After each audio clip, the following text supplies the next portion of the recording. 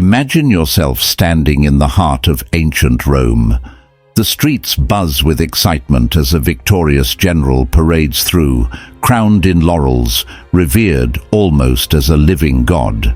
But behind him, a quiet voice disrupts the glory, a slave whispering, "Memento mori." Remember, you are mortal. It's a stark reminder in a moment of triumph. Yet these Romans, with their whispered reminders of mortality, built one of history's most powerful empires. Their secret? A philosophy we call Stoicism, a mindset that didn't just teach confidence, but built it from the ground up. Today, we're diving into 12 Stoic habits designed to help you cultivate unbreakable confidence. Not the shallow, picture-perfect confidence you see on social media, but a deeper, lasting strength that carries you through life's biggest tests. True confidence doesn't mean superiority. It means surpassing your past self. As Marcus Aurelius wrote, "Waste no more time arguing about what a good person should be. Be one." Let's start with our first habit. Stop comparing yourself to others. Ever felt the sting of self-doubt while scrolling social media? Ancient Japanese culture has a concept called wabi-sabi, seeing beauty in imperfection. Epictetus echoed this, teaching us, if you want to improve, be content to be thought foolish and stupid. Here's a story from ancient China. A master archer, Kititsa, was challenged by a young archer who showed off his skills with acrobatic shots. When asked to match this, Kititsa simply said, "I do not compete with others. I compete only with myself." Simple yet profound. Wisdom that outlasts even perfect shots. Today, we're flooded with reasons to compare ourselves. But here's the truth. Every comparison is like comparing your rough cuts to someone else's highlight reel. Your journey is unique. Which brings us to habit 2. Surround yourself with positivity. Seneca, one of Rome's great philosophers, advised, "Associate with people who make you better." And in ancient Arabian culture, there's a saying, "Tell me who you walk with, and I'll tell you who you are." Consider the story of Zayed, a medieval merchant. When his business failed, he chose to immerse himself in the bustling marketplace among successful traders, learning and rebuilding. In a year, he not only recovered, but surpassed his previous success. Your environment matters. A garden can't thrive in poor soil, nor can your confidence grow in negative surroundings. Let's move to habit 3. Take care of your body. Despite his unmatched power, Marcus Aurelius emphasized the body-mind connection, writing, "The soul becomes dyed with the color of its thoughts."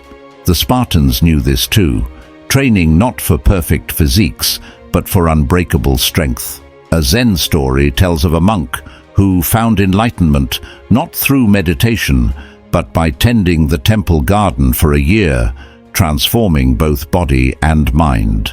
You don't need to be a warrior or monk. Start small. A morning stretch, a daily walk.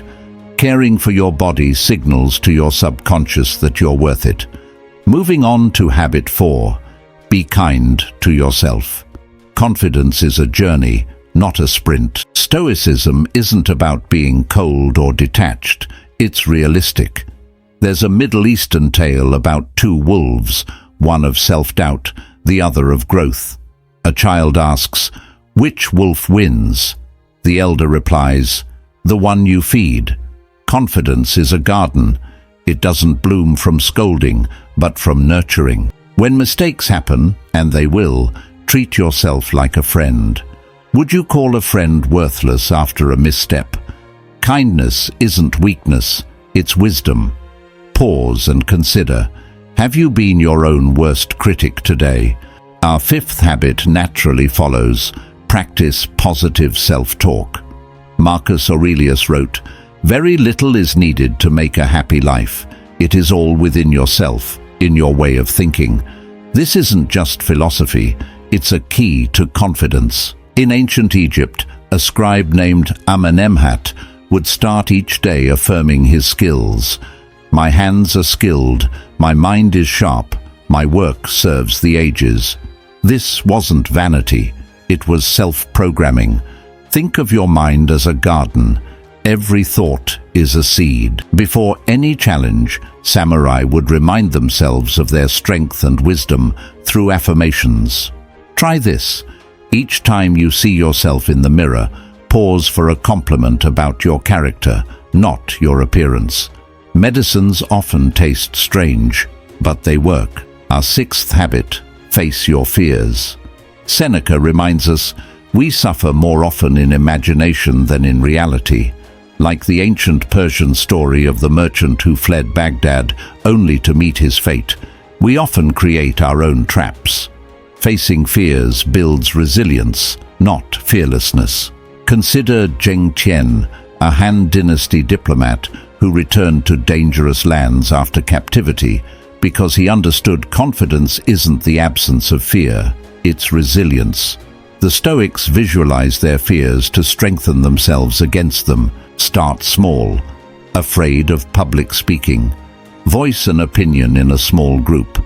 Confidence is built by taking small, brave steps. Remember the Arabic proverb, fear is a companion that walks beside the brave. Our seventh habit is simple. Do things you're good at. You might wonder, isn't that just staying in my comfort zone? Not at all. There's wisdom in building confidence through mastery. Aristotle spoke of eudaimonia, the fulfillment that comes from using your natural talents. Take the story from Norse legend. A young Viking tried endlessly to master the sword, failing time and again, until he picked up a bow. Instantly, he became a legendary archer. Confidence sometimes means embracing what comes naturally, rather than forcing yourself into someone else's mold. Think of confidence like a fire. It needs challenging fuel, but also a strong, consistent core. Engaging in activities that show your strengths builds what psychologists call a success bank, a mental archive of positive experiences to draw on during tough times. Here's an idea. List 5 things you're naturally good at. They don't have to impress others.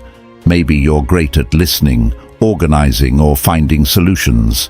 Practice at least one each day. This isn't for anyone else.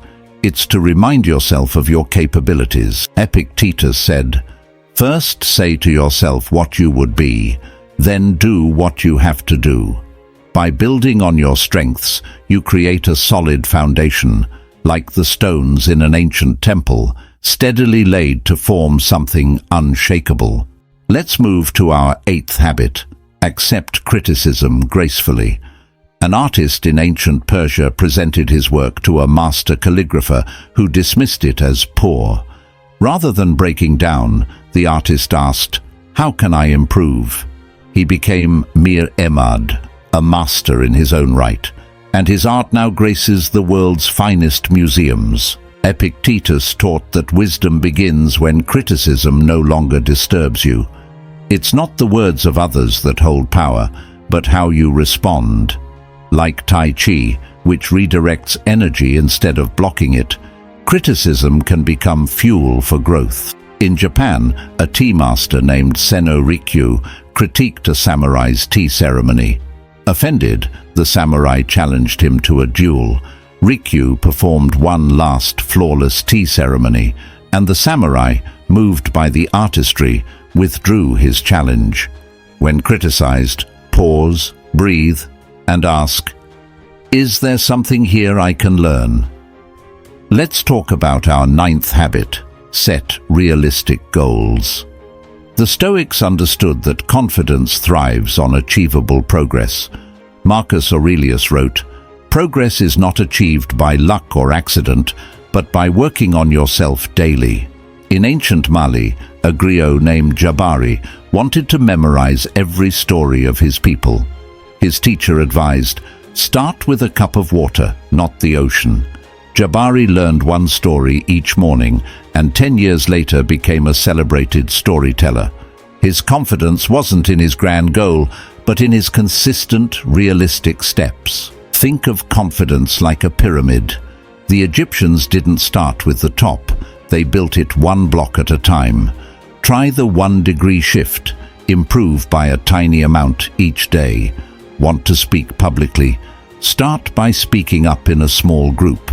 This practice, called progressive overload, is how strength grows, like Milo the wrestler, who grew stronger by lifting a calf every day until it became a bull. Our 10th habit takes us deeper. Challenge negative thoughts. In ancient India, the practice of Pratipaksha Bhavana replaced negative thoughts with balanced perspectives, much like questioning our insecurities today. A Sufi story tells of a wise woman whose confidence was unbreakable. Each day, she met her teachers, doubt and fear, learned what they had to teach, then let them go. Negative thoughts aren't enemies, they're messengers. Epictetus taught, "It's not events that disturb us, but our judgments of them." Imagine giving a presentation and someone yawns. The negative thought says, "I'm boring." But the Stoic response is to question this. Are they just tired or full from lunch? Is this assumption based on fact or fear? When negative thoughts arise, put them on trial. Examine the evidence, just as ancient philosophers would. Moving on to habit 11, celebrate small wins. In ancient Bhutan, people began each day by celebrating 5 small things. This isn't just optimism, it's programming. Recognizing victories, however small, rewires your brain to associate actions with confidence. Alexander the Great would gather his troops before battles, celebrating even the smallest acts of courage.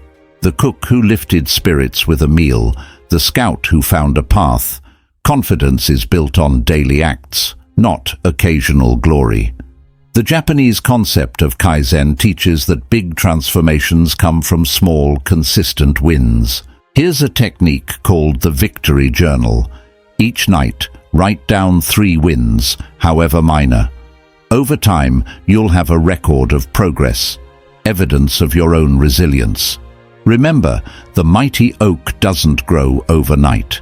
It celebrates each ring, branch and leaf, growing slowly but surely. Our final habit ties it all together.